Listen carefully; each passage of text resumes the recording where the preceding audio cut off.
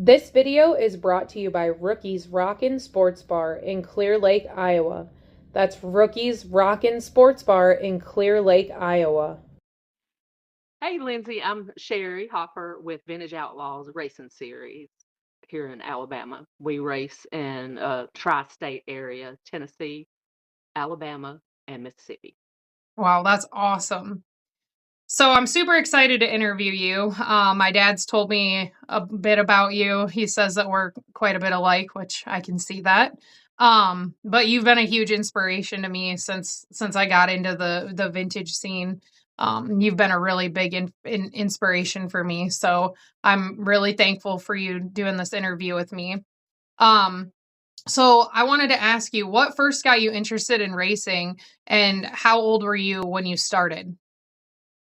Well, we started out drag racing. So my stepdad, he got into drag racing, and that was I was 8 years old, maybe 9 years old, Hmm. and then so I loved like backing him in the water, doing the burnout and lining him up, and everything. So, I knew I had a passion for racing or Hmm. motorsports then.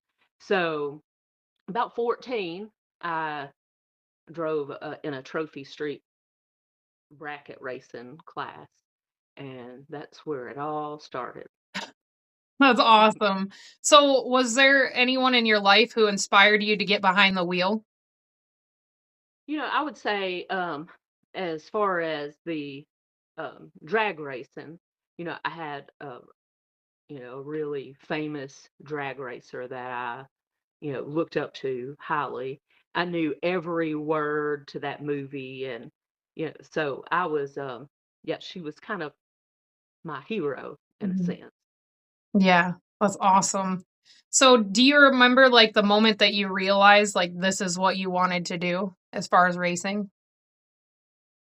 Well, as far as drag racing goes, I wouldn't say there was one particular moment that I knew, I just knew I had a passion for it and that I love this, I love this stuff and I want to just go all in. Yeah, that's awesome. So, what was your first race car or class, and like what do you remember most about your early experiences? So my first class was, um, like I said, Trophy Street, and it was a bracket racing, drag racing. Mhm. And then but my first car, my most memorable car, um, was a 1973 Vega. Wow. And man, I love that car. I would race it on the street. Don't do this at home, children. It's illegal. So I would race it on the street, and it was my daily driver as well. Then I would take the slicks off of it, and the mufflers. I mean, I would put slicks on it, Mhm. take the mufflers off, and then pull it to the track.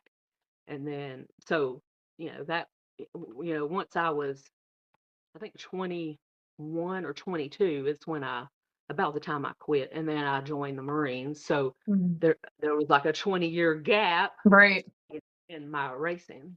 But Wow. uh, but if you want to switch to the dirt, after I retired, I came back and I lived right beside a dirt track. And man, that first time that I went to that dirt track, I was like, "Oh wow, what have I been missing?" Because my friends always wanted me to go to the dirt track, and I never would go. We're drag racers. We don't go to the dirt track, things like that. But yeah, it was a hard lesson learned.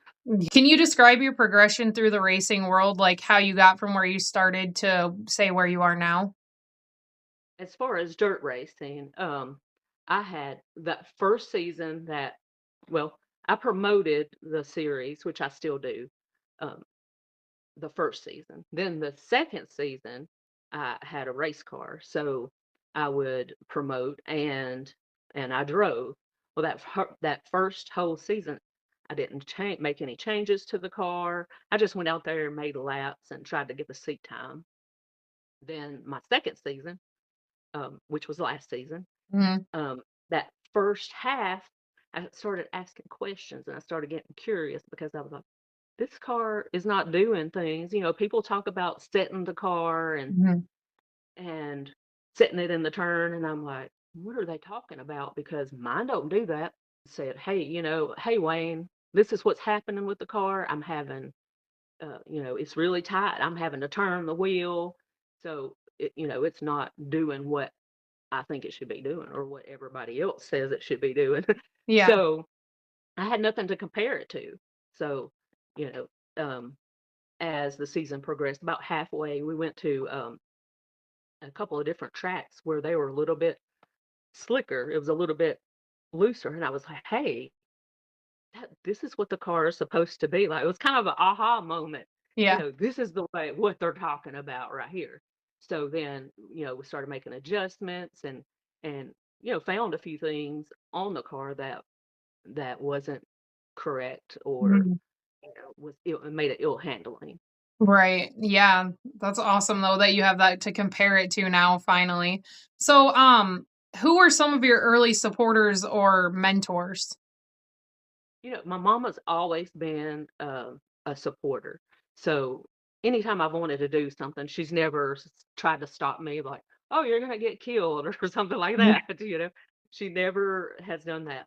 And Wayne has been a real good supporter and encourager, and you know tries to get me out there to make sure I'm doing the right things. But it's kind of hard for him to teach Mhm. me when he's in a car as well. So Right. I have to get, people get the videos of just my car specifically so I can show him what it's doing, or maybe he can see something in the film that I since I don't have the knowledge that he maybe he can see that and that he Right. can make those corrections.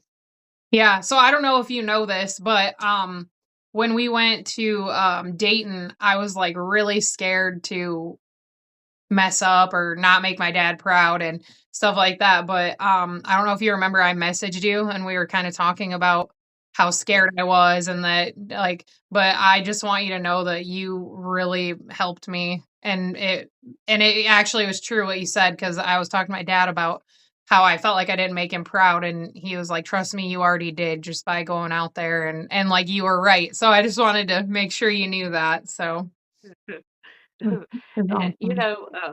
I've always liked.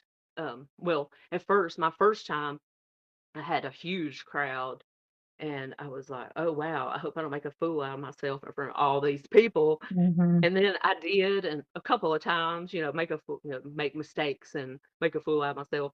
But now, if there's a lighter crowd than what it was at that time, I'm like, man, I wish where's all these people? Where are they at in the stands? I wish that they were all back there. Mhm. You Yeah, know, that's awesome.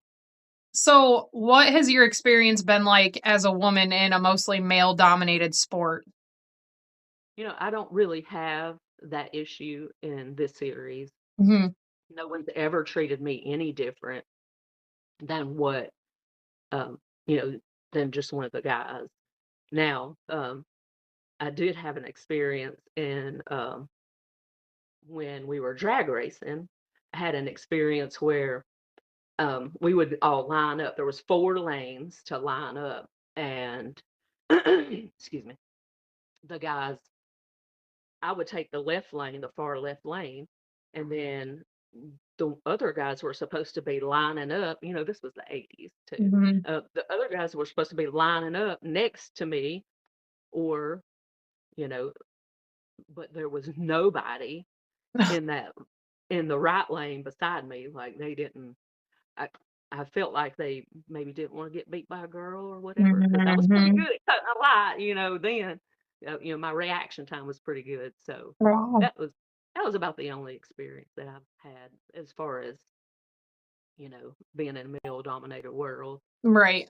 I feel like the vintage community is a lot different than, like, I would say the other, but, because 'cause I've gotten so much, like, encouragement from people to do this, and I just think that it's a more to me, it feels like a more welcoming community of people. I mean, I wouldn't say that the vintage community is welcome places, but they are definitely welcoming people, and it's an unfortunate thing that people don't see the beauty in vintage racing. I think it's a huge shame. It's a huge, especially a lot of them around here don't see it. And So, hey, I wish you would do a segment on that at a later time because you and I texted yeah. last about the same thing, and I Mhm. I wish that we could do a different segment on that and maybe get maybe a group chat or something That'd going be on cool. because that is I feel like vintage racing doesn't get the respect that it deserves. No, it doesn't. It really doesn't, and I feel like what a lot of people forget is, if they're this is where it all began. This is where it all started. This is where our grandparents were racing, and I just think that so many people in the racing world forget. And I've seen plenty of vintage race cars that could beat the doors off of these modern day cars, it's all but it's also, you can make it more affordable, and I just think it's a come as you are thing, and I think it's just so underappreciated. But yeah, I would definitely love to do that. That would be so cool. We should totally. That would be So, what advice would you give to young girls who want to race but feel intimidated? you just got to get out there and do it. Mhm. It's I'm sure the guys go out there and they may not have the same mindset as we do. Mhm. I think that we are harder on ourselves as Yep. women to be perfect and to go out there and do the right things and and wheel the car, but I mean, you're going to make mistakes and it's okay to make mistakes. You learn from those mistakes. That's awesome advice. I love that. That's almost kind of like what you gave me. Just get out there and do it. And like it really made me feel a lot better. It really did. So, And then when you come back, you're like, oh, that wasn't yeah. so bad. Yeah, I screwed it up. Who cares, Yeah. Well, and I couldn't have started at a better place because it was like a private track, and like I told my dad, I was like, if they care about their cars, I suggest they get off the track because I don't know what's gonna happen. And a lot of them did, but there was a couple of them they weren't scared. They were not scared to race next to me, so it was fun. But what type of a driver would you say you are? Like more aggressive or smooth and calculated? What would you say? I would say I try to be smooth but I'm not always smooth because I was driving an ill handling car. And I'm also technical because I want to do the right things. I want to hit my marks. I want to, do all the things Mhm. Yeah, with perfection. I'd say I'm slow. I'm slow. I'm just trying to keep the wheels on the track. That's what I was doing. I was like, you know what? If I make it around in one piece without sideswiping somebody or spinning, I'm okay. So yeah. Yep. What would you say is your favorite track and why? Well, I couldn't just choose just one because there's so many different tracks and so many different surfaces, and there's so many things that I like about each of those tracks. But if I had to pinpoint one specific track, it's Pine Ridge Speedway. Charles Maldy, he does a great job taking care of the racers, and we have a great fan base there. Mhm. And I really, we were really welcome there and appreciated. I felt that's probably where I felt that we were more appreciated out of any track.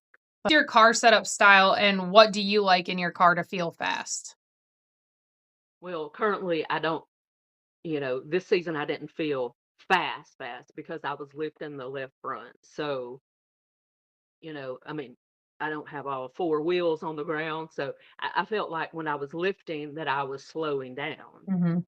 even though I was faster, but I was still, it felt like it was slowing me down more so than what I could do. So we did find some issues, and we've taken care of those things. And I've had like three bent shocks that got redone, and my J bar and my lift bar, because we were on dirt late model chassis. Mhm. Um, those were binding up. So I think I'm going to bring it next season. All I think I'm gonna right. be a front That's runner. awesome. So, like, how involved are you in the mechanical setup side of things? Through half the season, yeah, I have to walk through these things because Wayne, he knows a lot about the cars, but so he's having to teach me at the same time. So, um, you know, I am a hands-on kind of person. Mhm. So as I'm, having to make adjustments and things like that, he's showing me I got to put my hands on it. So, um, you know, and he will say like, I'll say, hey, this is what the car's doing. My setup sheet says I need to do this, this, or this.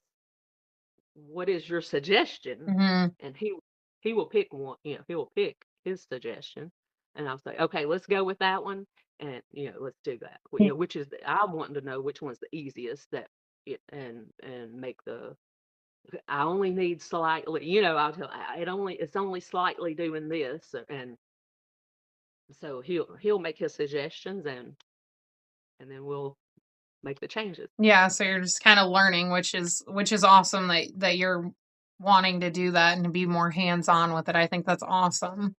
So, what's been the biggest challenge that you've faced in your racing career so far? I would say that setup was the biggest challenge. Yeah. That was probably the biggest. Yeah, yeah, I'm sure. Yeah, I'm lucky that I just tell my dad and uncle on like get it ready because I don't know. Yeah, because you have nothing. If you have nothing to compare it to, then you don't know what to tell them, really. Mhm. Like I have nothing to compare it to. I don't know what it's supposed to be doing. It's going. That's what I know. But now as you get different experiences at different tracks and different setups, then you have something to compare it to. Yeah, So yeah. My comparison is like everyone cleared the track so that way I could go. So I have nothing. But so what's a high point, either a win or like a personal achievement that meant a lot to you? I would say what meant the most to me is I was always dead last, and this was my during my first season, dead last. Um, and then I had a lady when I was doing registration, and she said, "Hey, you got some fans over there that have been asking for you." And I said, "Me?" Mm. I was like, "How can you be dead last and have fans?" But um, I've been persistent to go over there with the fans in the stands and give them memorabilia. I want to show you some of my memorabilia. We make them coloring books. Oh, that is so cool. Well, I was going to try to show you one of the cars here.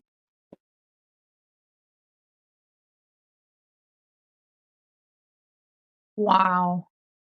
Yeah, That's awesome. I don't know if I need shadow. And we make, and this is for all drivers. That's what I do in the off season is I make buttons, Wow, that's so cool. and during the week and 2 weeks, whatever downtime we have, and in the off season, and then the little charm. Those are so neat. We do, but when she told me, that I had fans over there waiting for me, I was like, you know, um, how do you how do you have fans and you're dead last? You're running dead last, and even getting lapped at that. Mhm. So, but it was spending time with the fans. That's what, and that probably means the most to me. That's amazing. Yeah, I was showing my kids, I was like, "Do you guys wanna see another girl racer?" And I was having them go through, like, the videos and stuff like that, and they were like, "Oh my gosh, she's like you, mom, she's like you," and they were, like, so excited, and, we're all about girl power around here, so they're definitely you have some fans from Iowa too, so and they don't care Oh, what you place, they like you. I'm gonna send them some stuff. That'd be amazing. They would definitely love that. So, I know you kind of touched on this, but what fuels your motivation like when things get tough? I would say what fuels me the most is the naysayers and the ones who don't believe in the, especially the vintage Mhm. racing and things. I think the naysayers, it makes me just want to go harder and push further and have Vintage Outlaws a household name. Yep. That's amazing. Yeah, that's definitely we must be quite a bit alike because that's how I am too. When I hear somebody we had somebody my dad's super nice. So like if somebody says something mean on his video, he's just like, "Oh, thank you. God bless you." And I just want to get on there and just go at him, but it just motivates, my dad's taught me more cuz he just makes more content or can laugh at himself, and so I think that definitely that's a great thing that he can do that, but I'm not there yet. So maybe someday. So, what's something about you outside of racing that your fans might be surprised to learn? Well, I spent 20 years in the Marines, Wow. and what they really probably don't know because I look so sweet and innocent, um, is that I was a Marine drill instructor for 3 of those years. Wow. Thank you for your service. That's so cool. I did a tour in Iraq and Afghanistan. So Wow. Thank you for your service. It's honestly an honor to be interviewing you. I appreciate that. It was the pleasure was all mine, really. So, what are your goals for the next few seasons coming up? Well, my goal is next season is to win at least one. Of course, I want more, Mhm. and I would like to be, for the next couple of seasons in the top 3. Now, finishing in track points and um, series points. Yeah, that's a goal. I think it's a realistic and it's a great goal for you. Um, so what do you hope that your impact or legacy in the sport will be? Well, I hope to build a future generation of drivers. That when I see the sorry, I get a little emotional It's when I okay. talk about it. So the joy on the kid's face when they get the checkered flag because we pass out checkered flags as well. Um, when they get a checkered flag and um, or when they get some of the fan memorabilia that we get, they want your autograph. Mhm. And I hope that, one day they're like, I'm gonna be a race car driver Yep. or yeah, it's I know that it's had a big impact already and I hope that I see some of those guys out there with a race car later, Yep. maybe in a vintage car. Exactly. Yeah, exactly. So I think it's super important, my kids, I remember we went to Mason City and you can go into the pits like afterwards and they would like be freaking out like, "Oh my gosh, look that guy drove that car." And they were like so excited. I think that one thing that I really love about you guys is you take time for your fans because a lot of people lose that. And speaking like as a mom of little kids, it's so important to them. Jackson McLaren sent my kids autographed like driver's cards and they freaked. They were so excited. Like it was amazing. And it Yeah, just as a mom makes you feel super great that people take time for their fans, big or small. It's great. definitely. So important. So well, this has been amazing. I'm so happy that I get to interview you. It was good talking to you though, Lindsay. Yeah. Appreciate it. Yeah, you I was too. born to raise hell. It's in my bones. Cranking Skinner loud on a rotary phone. My daddy drank whiskey, my granddad did too. So don't be surprised when I howl like a fool. I don't sit in silence, I don't play it small. This outlaw blood don't blend at all. You call it trouble, I call it tradition. I was born to raise hell. It's a family tradition.